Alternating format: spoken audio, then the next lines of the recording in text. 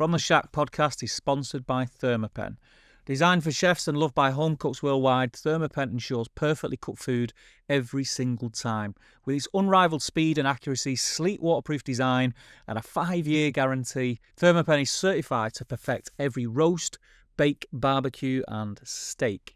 Myself and Dec highly recommend Thermapen as it's the only food thermometer that we use at home as well as when we're cooking at our pop-ups. So cook to temp and not time and enjoy the episode. Hello and welcome back to episode 8. Episode 8 of From the Shack podcast. Welcome, we are coming in your ears. Surely FM. Welcome back, everyone. Steve and Dec here on From the Shack. This is episode 8. We've just spent 10 minutes trying to work out what episode we're on because our heads are frazzled a little bit. Yeah, definitely. It's been a long day in work. It's been a long month in work. Yeah. So yes, welcome. We are back in the studio.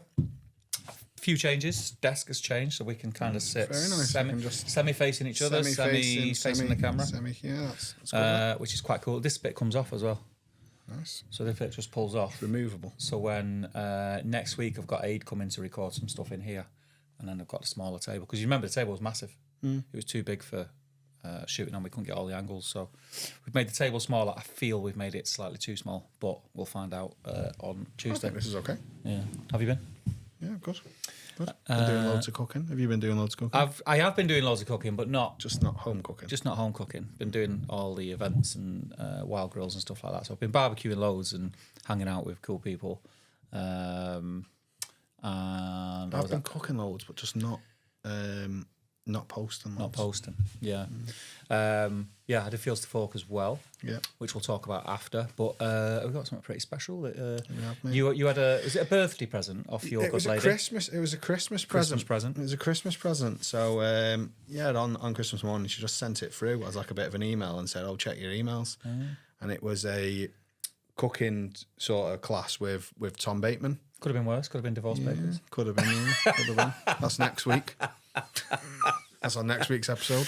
So Thom Bateman, for anyone who doesn't know, fantastic chef. He's been on Great British Menu. Yeah, so I mean, he's got like millions of followers on Instagram and does loads of sort of like cooking tutorials all over Instagram. But he also has a restaurant, so it's not his main business. Isn't just like he's a proper chef. Yeah, he is actually a proper chef. And I mean, has he got a Michelin Star, Thom Bateman? No, he's got a couple of rosettes. So like some rosettes, I think. And but I mean, Great British Menu. Yeah, you think you're gonna get invited on that? So it's like a select few that get invited on that. If you're in and around, that's the top.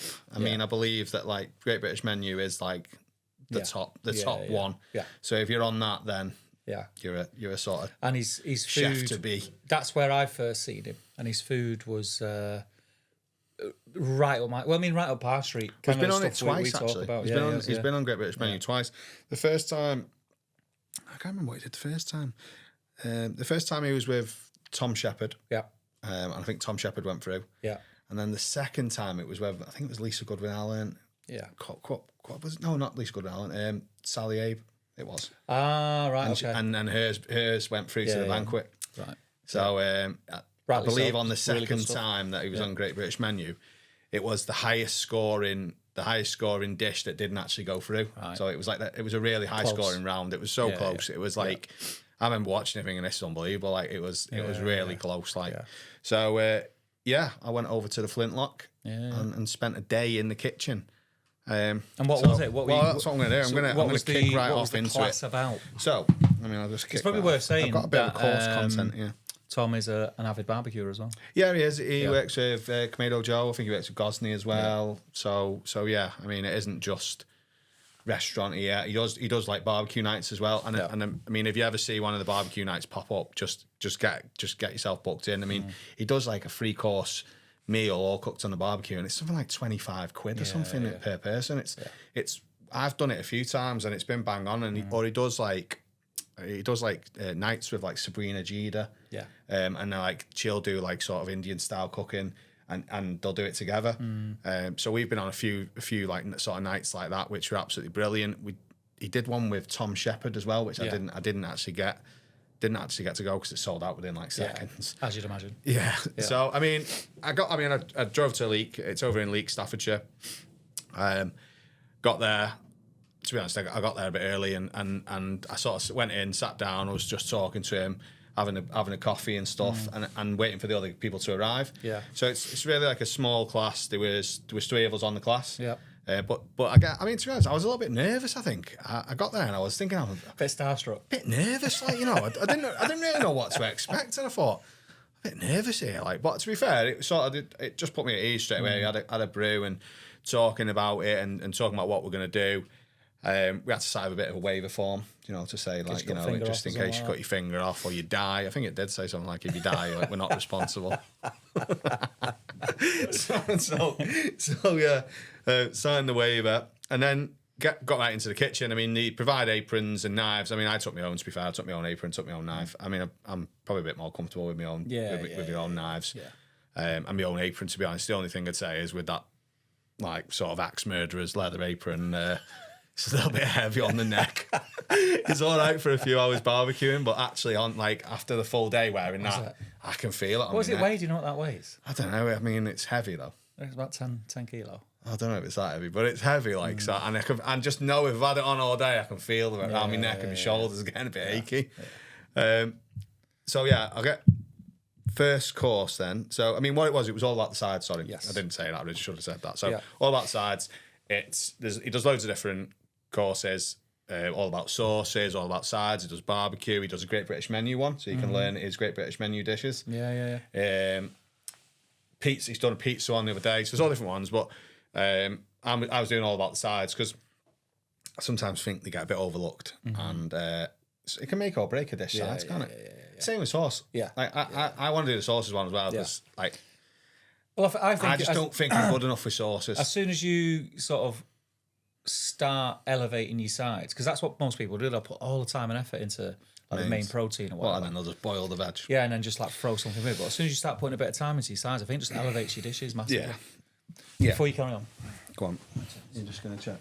Yeah, it's on it. Yeah, that's fine. It'll be all right, that, you know.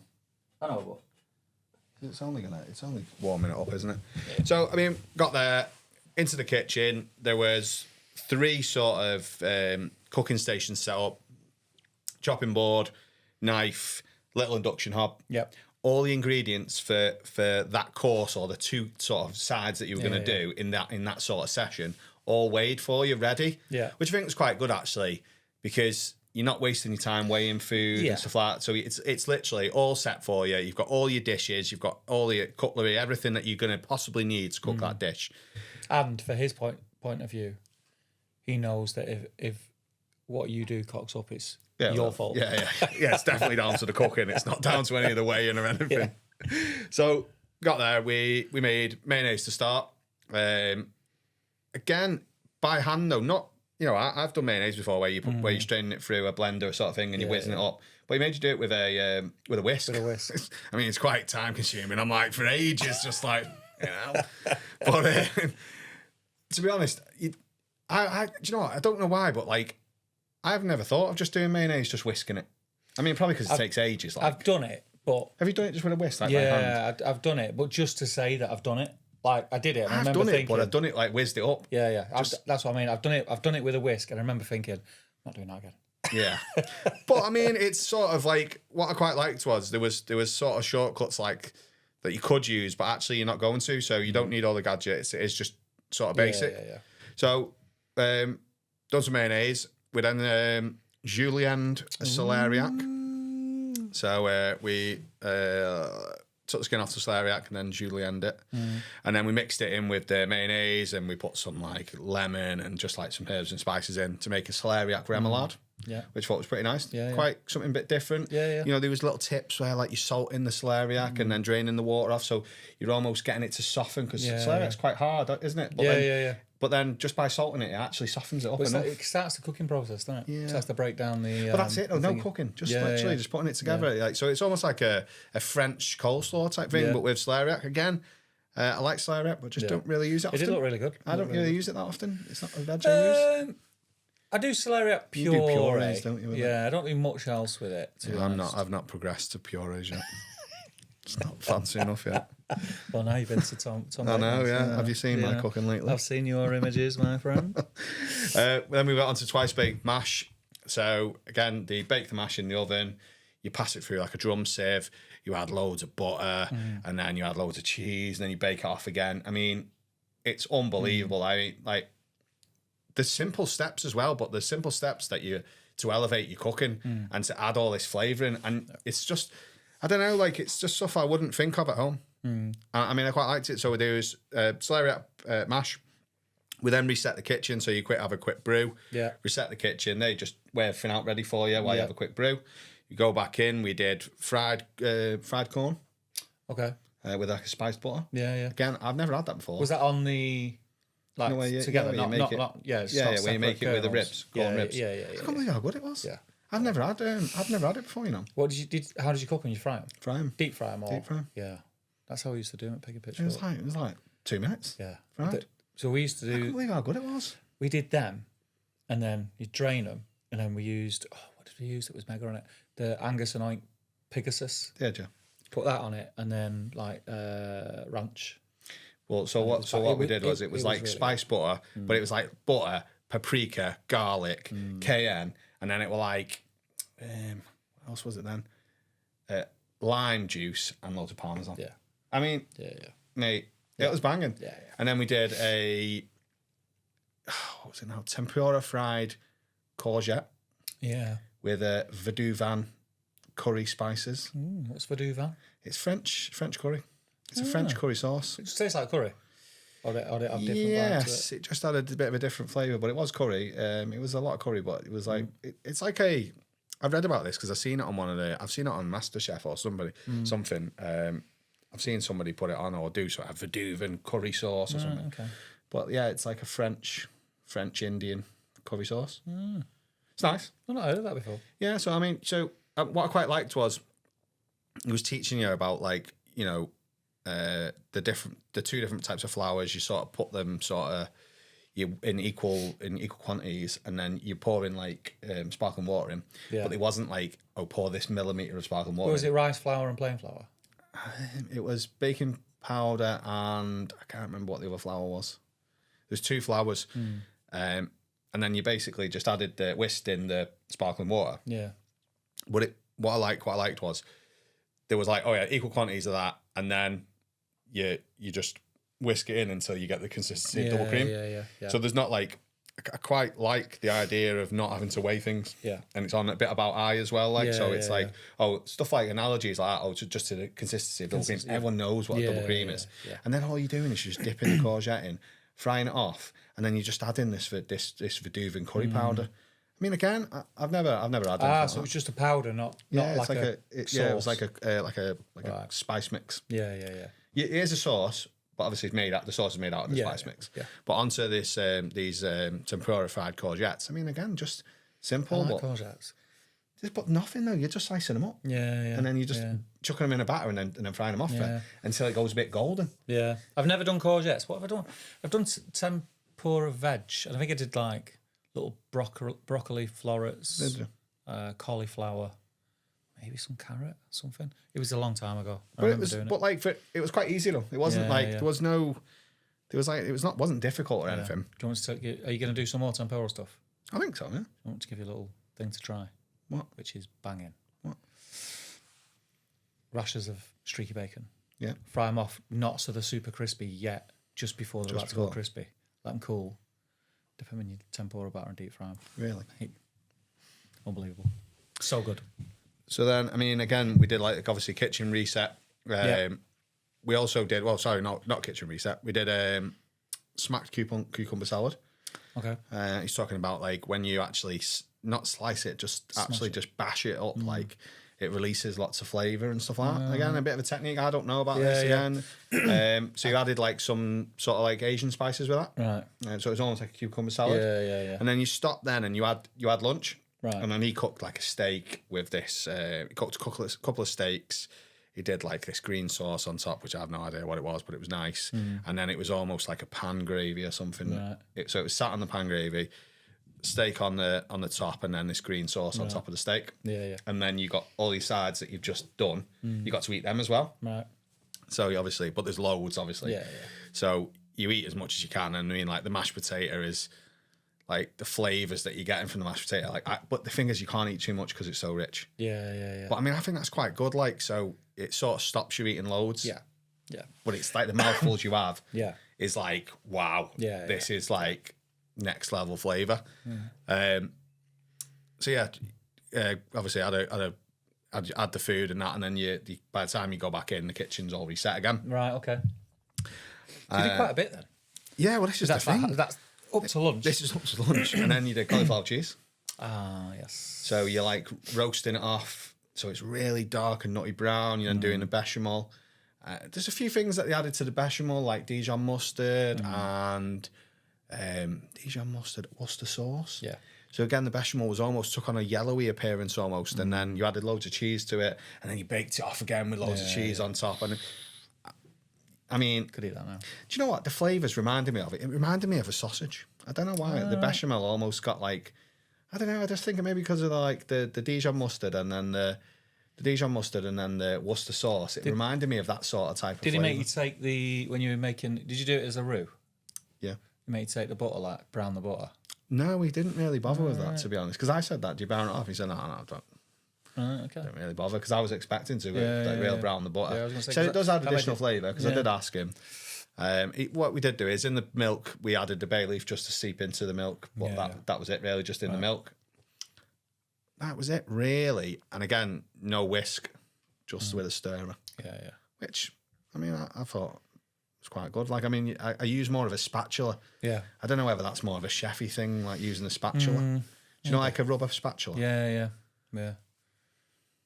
I tend to use those a lot. I tend to use more of a wooden spoon, like a wooden one. But I'm going to use a rubber spatula more often. I've got fancy pans and it's non-stick, and I don't want to use. I felt really chefy. I did with me rubber, with me rubber.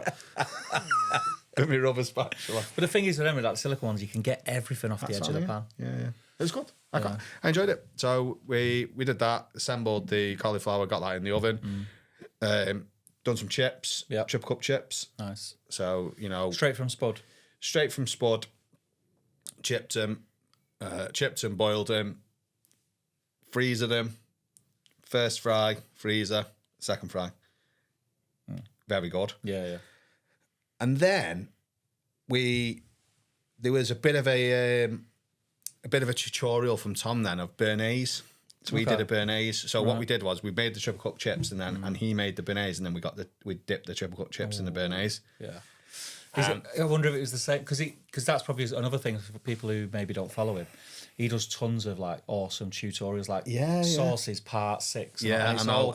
But they're all stuff that you would cook as well. Yeah. There's not like a load of rubbish where you'd like waste and you'd have a million ingredients and you'd waste like 5 hours of your life. It's all like simple. Yeah, it's all reels. It's like 2.5 minutes. Real good stuff. Yeah. So he done a béarnaise sauce tutorial.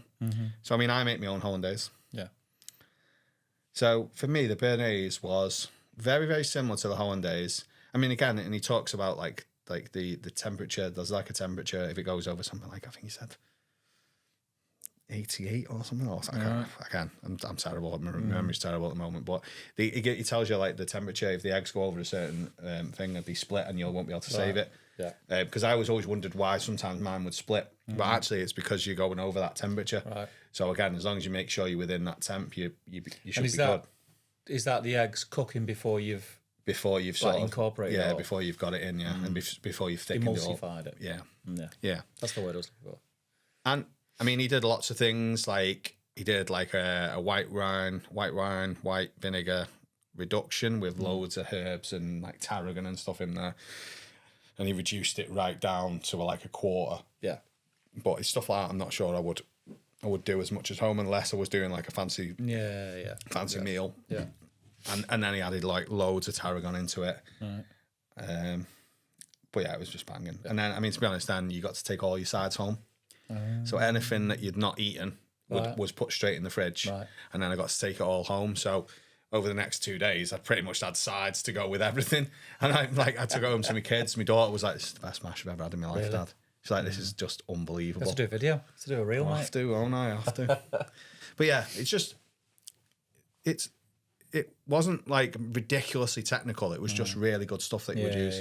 Which I really appreciated it, to be honest. I really appreciated it, and I like that I've now got the opportunity, if I want to, use them additional steps to make something absolutely banging. Yeah, and I think it's like we said before, like a lot of people just concentrate too much on the main part of the dish, and just throw something with it, and the sides can be as good, if not better, sometimes.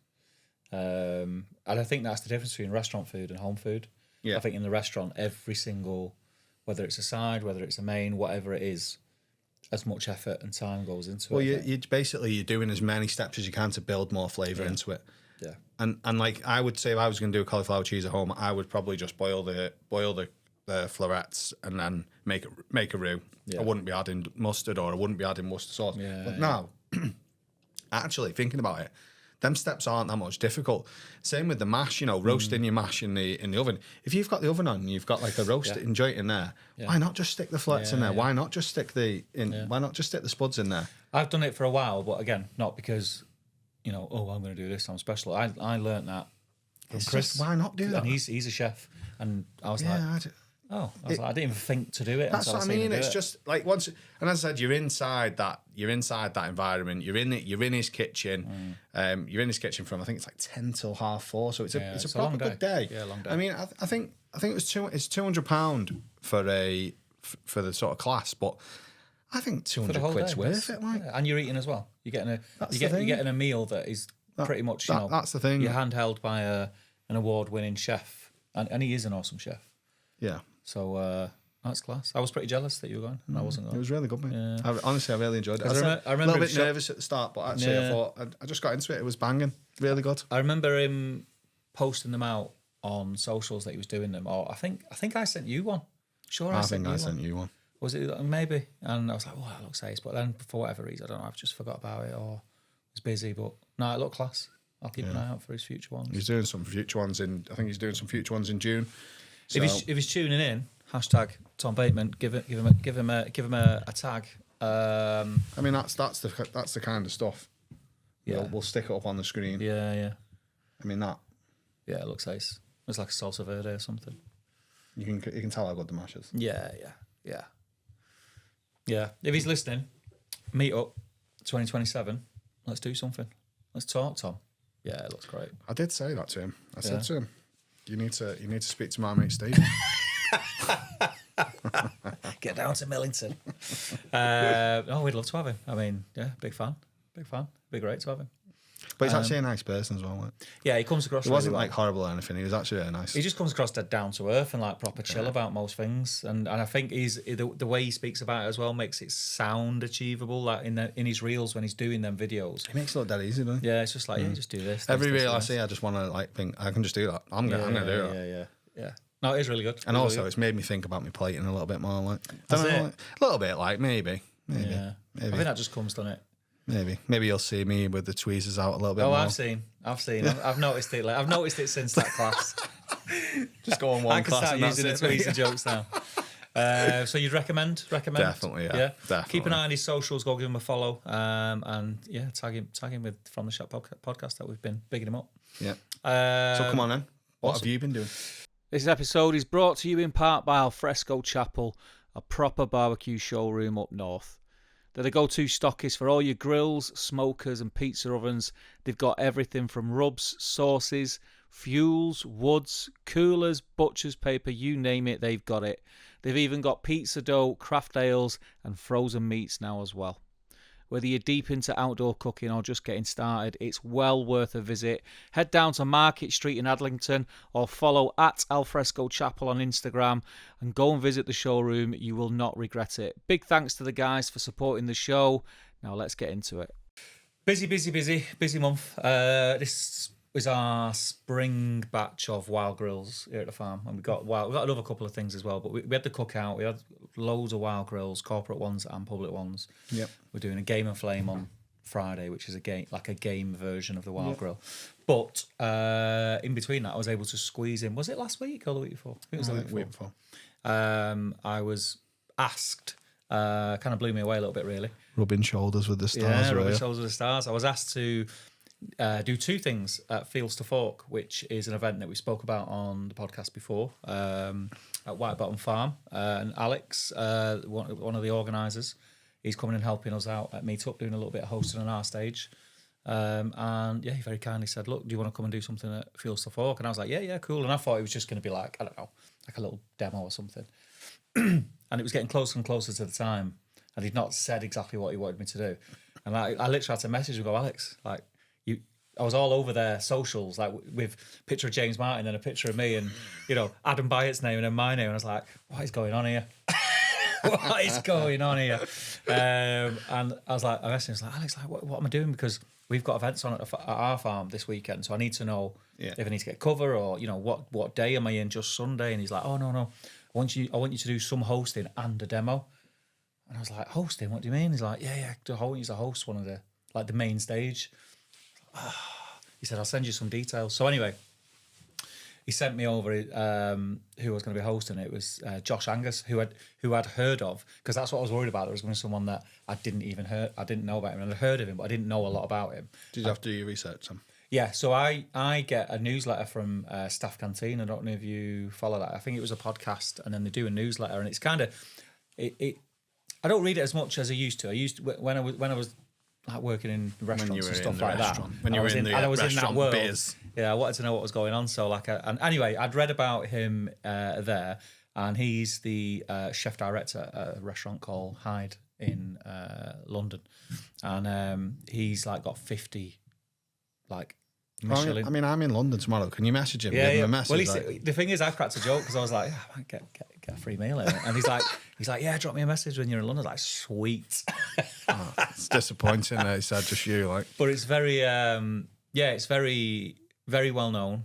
And he was a top bloke. And I seen him. I was talking to James Peck and the Leviathan lads at their sort of setup, and I seen him come in with his tray. And I thought, I better go and say hello and introduce myself and let him know who I am. And I went over, and I think he thought I was just some guy who worked there. All right, mate, do you want me to help you eating? And I said like, oh yeah, I'm Steve, and I'm doing a demo tomorrow, but I'm hosting you today. So I knew from, I think I heard him on a podcast once maybe, but I knew he was from Sheffield. So I knew he was a northern lad, and he's been in London for God knows how long. I knew he'd like worked abroad and all that kind of stuff. So I knew I had some stuff that I could go to, but I thought I'll get to know him a little bit better. And I took him to where the main stage was to show him where it was and get acquainted and set up. And we were setting up and we were just chatting. And then he was like, oh, he didn't realise it was like so barbecue heavy, the event.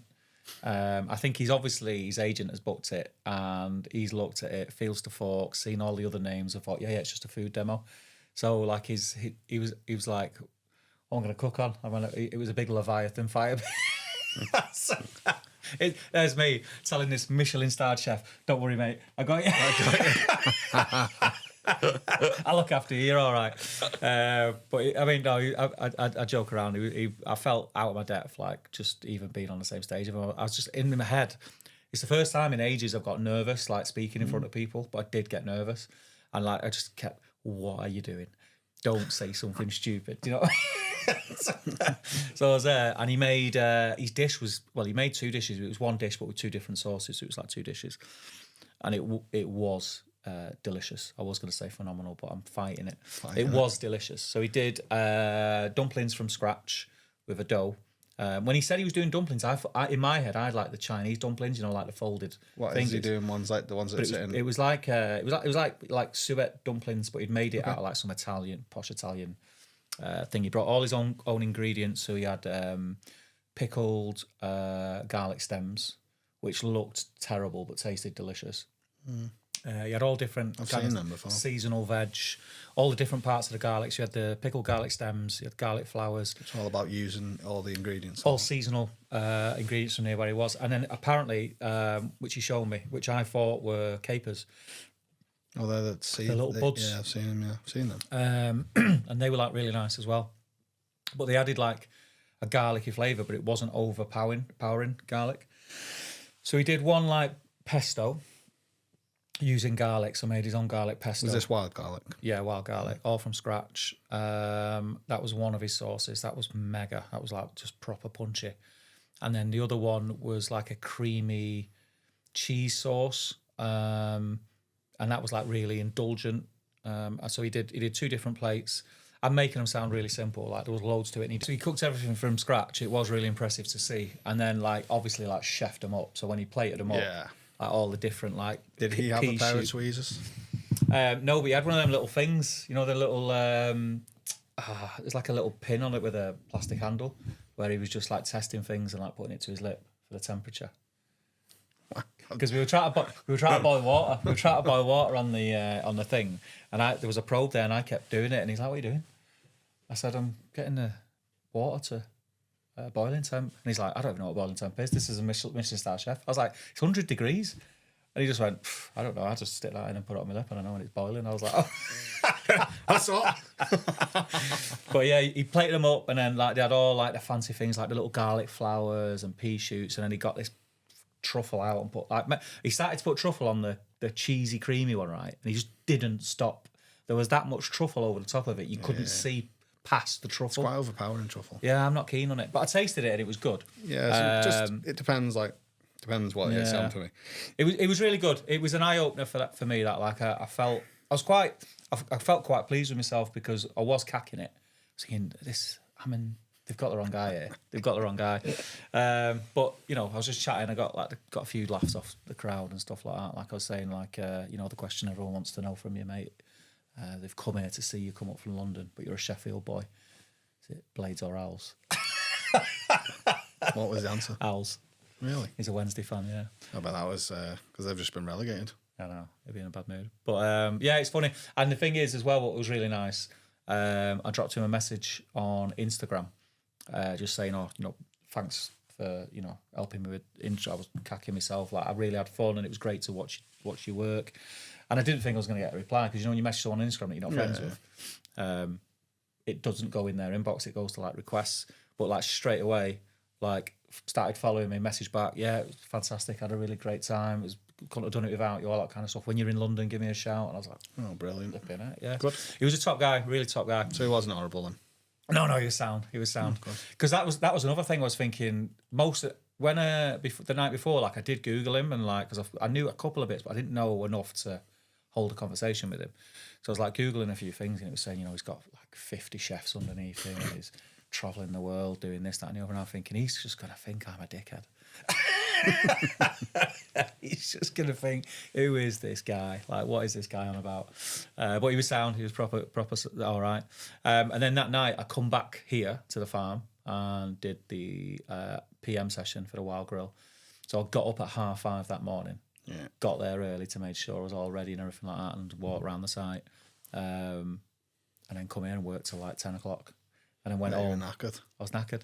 And then got up the next morning because it was the demo on the Sunday. Yeah, so come on then. What did you do for your demo then? So I did it. I was always going to do steak because I was quite nervous because I was doing it somewhere out of my comfort zone, not here. Like when I'm here, I can talk to anyone and cook. Yeah, it's different. Because I'm comfortable. It's like it's my back garden. Yeah. And I was thinking, what if like my ass falls out and I'll ruin this steak and it's grey, you know what I mean? So I was like, flipping heck. So just as a bit of moral support, I was talking to Rich on Instagram, the Craft Butcher, who hosted the butchery stage at the cookout for us, and he does the hosting and a little bit of butchery here at the Wild Grills. I said, look, do you want to, rather than me just go and do a demo and cook a steak, do you want to do something cool? And include a bit of butchery into it. And he's like, yeah. So we were battering things around, like, what should we do? Gels were spoke about. Do you know what I mean? I tell you, mate, purees, all that kind of stuff. We were bouncing this about, and we were going to pick wild garlic and all that kind of stuff. And in the end, we were like, do you know what? That's... Yeah, I would cook. I'd have a go at that, but I'm not cooking that week in, week out. Like, what? When I'm at home, what do I want to cook? And to be honest, I've said it a million times. I'm a massive red meat. I love steak. So we come back to steak, and we were like, let's just keep it simple. And he said to me, I've actually got a load of wild garlic that I've already picked. He went. He does all like going on walks up mountains and all that kind of stuff. There's loads near where I am. There's Yeah, loads. but he got anywhere near water. Yeah. Well, there's loads at Sale Water Park. There's loads around here. Tons of it. But he said, I've already got some. He said, and I've blitzed it and just mixed it with some really good olive oil, a little bit of salt, a little bit of lemon. He said, and it's there. It's like a paste. So I said, all right then. Well, let's use that, and we'll make a butter out of that. We'll just get a big block of butter. So we'll just part of the thing will be just cast iron pan, one of them, over the heat, block of butter, put a load of that in, just let it melt through. And then we were thinking about what steak to do, and we're talking about like getting a strip loin and cutting sirloins out of it and cooking some sirloins. But I was thinking we've also, when you do demos like that, you need to feed probably about 20 people, just like a bite. So it was like, sirloins, like what? It's a bit boring, isn't it? Like here's a piece of sirloin. So we did a bavette. Nice. So flat iron. So flat iron as it is. Yeah, did you get the full piece? Yeah, so all the sinew on it and everything, and that was part of the demo. And like he held it up, it looked like a flipping alien. It's mad how it like sort of almost looks see-through. Yeah. And he like we did that, and we were talking about how the fact that that is actually, if you speak to any old school butcher, that's offal. Yeah, that's an organ. It's not a steak, even though it's kind of in the middle. I think he said something that actually I didn't know, and it's the only muscle that isn't attached to a bone. Okay. Something like that he was saying. But anyway, it was really interesting, and we had in the end we had loads of it because it was like a full piece. We just had loads of meat, and as he was prepping it, we had but the stage was like a red mini with the top cut off. Okay. And then it was like a table like this on top of it. Yeah. And we had 2 cad eyes. We had another grill. What are they called now? Them that look like Weber kettles. Napoleon. Oh yeah. The Napoleon grill going because we had so many steaks, and as he was prepping them, I was just whacking them on the thing, salting them, and like just cracking jokes, talking about people. We're going to salt the steak, and the salt will tell you when it's had enough because you can't add any more and it'll fall off, and keep salting. And in my head, I was thinking, when we were at Meatopia and he was throwing salt on, I was thinking, I'm on stage now. I'm cooking. This is it. I'm doing it. Just throwing salt about and it's all blitzing and all that. And it was a good laugh. So we did that. Did you have a big carton of Malden? Did you? It wasn't mine, so I went and asked. I was throwing it all over. Did that, cooked them, and we cooked them to quite rare. So it was probably not. It wasn't rare. What did you do? Couple of minutes each side. Yeah, and I didn't even use a thermopan. Yeah, it was all by feel. I'd just gone 2 minutes. It was all by feel. Nice colour because they were searing hot. The cassais. Yeah. And then took them off to rest, and then all we had was I made a joke. I was going to make my own flatbreads and all that with the yogurt and the flour and But basically, I just went to Aldi and got some flat. You know what are really good? You know the big naans from Aldi, not the little round ones, the ones that look like the proper naans, and they're mega. I know, yeah. Mega. And all I did was just like threw a load of water on them, chucked them on the cassais, like probably 20 seconds either side, and then just tore them up into like pieces like that size, probably about that size, the size of, for anyone who's listening and not watching, slightly smaller than like a golf hole. Is that what they're called? Why did you think of I don't know. Why did you think of a golf hole? I don't know. Well, all right, a small egg. This is a cooking show. A golf hole. A McDonald's egg. You know when they do the round thing, probably about that size. Muffin size. Yeah, and then sliced. Both of us had to go through it because there was so much. Just like sliced loads, super thin. So it was like ribbons of meat. Oh mate, it was. I was eating it as I was slicing it. It just looked delicious, and then just like putting it like so it had height, just like dropping it onto the bread, and then the melted butter. We had like a brush and just like a mop sauce type thing, just on top of each one. But because it was really green, it just looked mint on the thing, and then just chives. No crispy onions. No crispy onions, just chives. It's disappointing. And then we put out. I think we must have put out. You've seen the big chopping board I've got. I brought me a big chopping board with me. 3 of them full. We ran out of bread in the end. It was just meat, garlic butter, and chives. Did you get good vibes back? Mate, everyone loved it. By the end of ours, because I didn't really look up, and even when I did, I wasn't taking in what was in front of me because I was concentrating on what I was doing. It was only at the end when we'd finished, and I was like, we'd got through it. I was just happy that we'd cooked the steak really well. And I like looked up, mate, and there was just loads of people. Because when we first started, there wasn't loads. Yeah. There was a good few, but there wasn't loads. But I don't know. It must be. I don't know. It was just when the people, because they were laughing, we were cracking jokes right way through it. Oh, we had Andrew Dickens as well, who was helping us host. So Andrew Dickens was there. He was hosting a lot over the weekend. Okay. And he introduced us, and yeah, he was there. So he was getting some of the crowd going as well. But when we put the food out, and I went out into the crowd with one of the things, and maybe it was just hands, just grabbing. I was like, hang on. I'll come to you. Hang on, I'm just grabbing it, but everyone loved it, and it was mad like walking. We were having a laugh because we stayed then because ours was the first demo on that stage of that day, and then Anna come with the kids and Rich was there and a few of my mates come, and we were like walking around and like people are going, "Oh, your demo was amazing. That steak. Oh, what temperature did you do it to? What was it?" And I was like, "I don't know." No idea, mate. just winged it. But it was really good. Loved it. I think it worked really well having Rich there and doing a bit of butchery and the cooking. I want to get into more of feel and keeping it. Yeah. Rather than that, you know what? I wouldn't trust myself 100% with it, but I've got a good idea. No, but like I think recently I've just sort of like defaulted. Well, do you know what I do? And it's something that I tell people on like the classes here.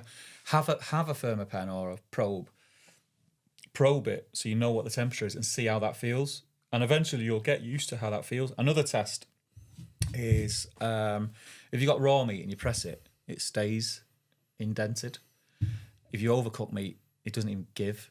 So somewhere around the middle, I know that medium is it'll go in and then come back out. It'll spring out.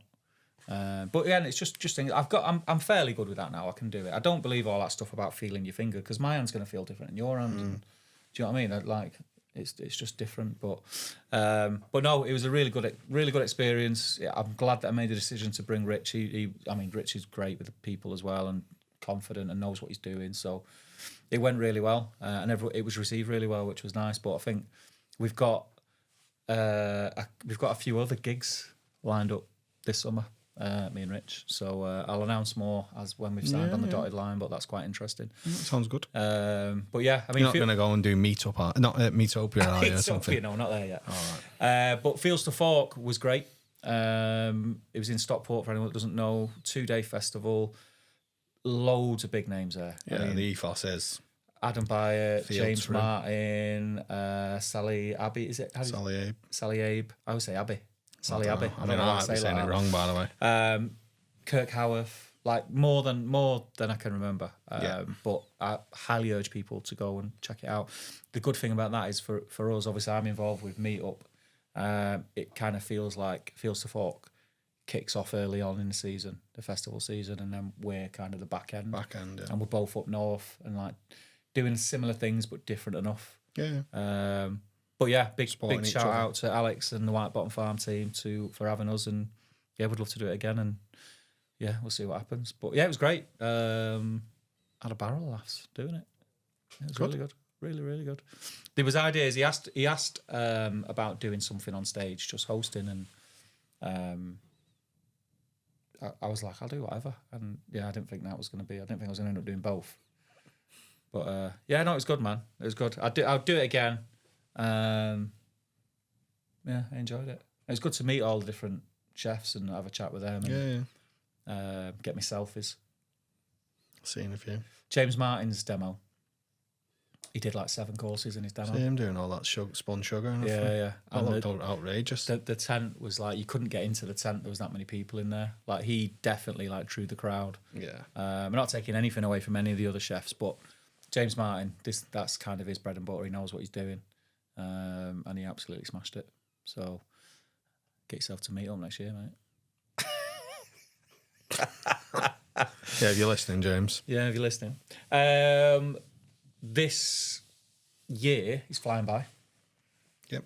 Flying by. I think we are something crazy like 70% sold out for Meetup for camping pitches, which is insane. So if you are thinking of camping and coming to Meetup, I would snap them up now. Other than that, festival season, you've got a few lined up already? Yeah, I'm going to do it. I'm doing Meetopia, Yeah. Sizzle Fest. I think that's it, you know? Yeah. Meetopia, Sizzle Fest. I'm at Meetopia. I don't think I'm doing any other fire and smoke. I'm not at Sizzlefest this year. We've got Matt Black here at the farm on the same weekend, so I'll be here. I've got Ludlow. Yeah, maybe. What dates? What? I'm only doing the Sunday. Depends what the date is, to be honest. I'm only doing the Sunday, which I'll talk more about in the future. I'm trying to think what else. We're in Cornwall. I was trying to work out if that one you were talking about is at the same time as me. Oh, I've got some news, actually. I'm in Cornwall at the end of this month now. I'm August. So at the end of this month, I'm in Cornwall. So I know Falmouth Food Festivals is that bank holiday weekend. It's May bank holiday. Oh, yeah, it's the Aussie Smoker. The Aussie Smoker, he's sort of hosting it with Comedo Joe. Right. So I might nip over there. Yeah. I might not. See how I feel. And then I don't know whether the Harbour Brewing Company is still doing that competition. I think that's the one I was thinking about because I remember you telling me about it. I always thought that was May. So another thing that's happening, but I think, again, it's happening pretty soon. I think they must do things early in Cornwall. You've got the St Ives Food Festival. Have you seen that on the beach? When's that? Because we had tickets for that the other year, but we didn't go. It's pretty soon, I think. It's on the beach, isn't it? It's that one. Yeah. Yeah, we'll have to see about that for next year, I think. Just check on what's on Harbour Brewing. It was a good beer, to be fair. Yeah. I enjoyed it. Just asked me if I'm the legal. Are you of legal age? If I have legal age to drink beer. So Saturday the 30th of May. Oh yeah, I won't be there. Barbecue extravaganza. I actually come home on the Friday, so I'm probably going to miss that. I wonder what that is. Barbecue extravaganza. Maybe is that the same? Is that the same as what it was the previous years? And we're going to have a look. To be fair, it was really good. That Yeah. I do want to do some stuff like that when I'm down there. What are you saying? St Ives Food Festival? Yeah. I think what's probably worth giving a shout out as well, and an honourable mention is because it looked like it went really well, was Shropshire Lads Embers Food Festival. It looked really good, that, I was pretty gutted that it was at the same weekend as Fields to Fork, and obviously I was hosting a demo there. But next year, hopefully that won't clash, and I can get over because it did look really good. I know Callum went on a Sunday. And he said it was pretty good. So, yeah. That St Ives one is this weekend. Is it? And they're all early for some reason. All them ones that I'd like to go to, they're always early. It's weird, that, isn't it? Isn't it? What's the other one? Rock Oyster Festival. Yeah, there's a couple. Yeah, I don't know. We'll have to see. Anything else that we need to add for this episode? Anything you can think of? I've got a little bit of an update, a meetup date. Meet update. See what I did there? Meet update. A meet update. I've been speaking to Noel from Firefly, amazing sauces and rubs based up here in Manchester. And I'm not just saying that, they are phenomenal. I've been talking to him because we desperately want to have a barbecue comp at Meetup. But it's just I can't do it all. And of the weekend of Meetup, I will be busy running around like headless chicken, so I can't stand there and do a competition. So I needed somebody, and there was a few conversations had with a couple of people because at first Noel kind of said he didn't have the time, and nothing came of the conversations. And then I bumped into him because he had a stall at Fields to Fork as well the weekend. So I brought it up again, and he has very, very kindly agreed that he'll just a freestyle help host it. It's going to be a freestyle with a little bit of structure. It's going to be something that isn't going to scare people off. It's only going to be for one of the days for a few hours. So you're not going to miss. Just what about just doing 3 different meats or something? Yeah, I think it's 3 or 4 rounds. So it'd be pork, chicken, beef, and a wild card. Something like that. We're going to iron it out. I'm going to go and see him this week up in Stalybridge and iron out the thing. So if you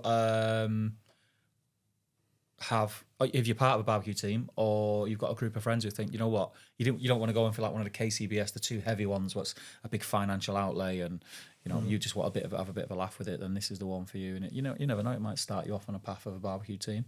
So we're going to iron all the creases out on that, and we'll be announcing more soon. But this is a hot take. An exclusive. You heard it here first. So that's it. I think that's the only news that I've got. Big thanks to everyone who's been commenting on Spotify. Big thanks to everyone who is in the WhatsApp group. If you want to join the From the Shack podcast WhatsApp group, it should be in the show notes. Yep. If not, go on to one of the Instagram posts on From the Shack podcast, because there's a link on one of those. And it's a great group. It's growing by the week now. Yeah, we'll probably read out all the comments on the next step. Yeah. I think. Maybe not all the comments, because that might be the whole episode. But there's a lot of stuff in there. A lot of people posting what they're cooking, a lot of chat. And we have had some really good ideas for topics, which is really good. So if you've suggested a topic in there, thank you very much. We have been writing them down and we will get to them. I think we'll probably try and get guests on at some point, because it's been a while. We'll do that. But I think that's it for episode 8. Yeah. Thanks all. See you next. Next week it'll be Chat Bites. Chat Bites. And we'll see you then. Take it easy. Got some good Chat Bites. Chat Bites. See you in a bit. This episode of From the Shack is brought to you in part by Pit Barrel Cookers, one of the simplest, most reliable ways to get into proper charcoal cooking. If you've not seen one before, it's a vertical drum smoker that makes it ridiculously easy to get amazing results. Ribs, brisket, wings, you name it. Hang your meat, shut the lid and let it do its thing. I've used mine now for about 6 months and it's still one of the most hands-off bits of kit I've got. They're built, solid, easy to use and available right here in the UK. From the Shack podcast is sponsored by Thermapen. Designed for chefs and loved by home cooks worldwide, Thermapen ensures perfectly cooked food every single time. With its unrivaled speed and accuracy, sleek waterproof design, and a 5-year guarantee, Thermapen is certified to perfect every roast, bake, barbecue and steak. Myself and Dec highly recommend Thermapen, as it's the only food thermometer that we use at home, as well as when we're cooking at our pop-ups. So cook to temp and not time, and enjoy the episode.